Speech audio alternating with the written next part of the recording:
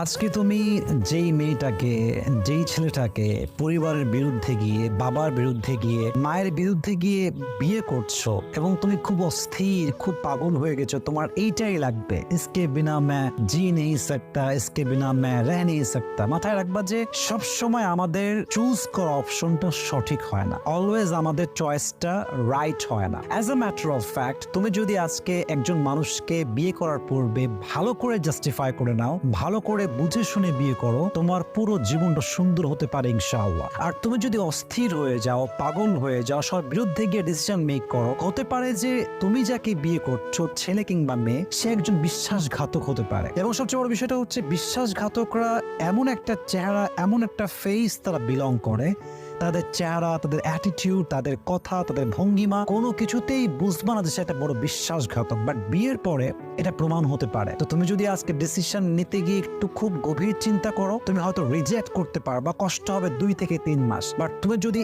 অস্থির হয়ে, পাগল হয়ে খুব দ্রুত বিয়ে করো সবার বিরুদ্ধে গিয়ে, তোমার আফসোস হবে আজীবনের জন্য। Please, before you take any kind of decision in your life, think about it, please think about it. Allah আমাদের সবাইকে বোঝার তৌফিক দান করো।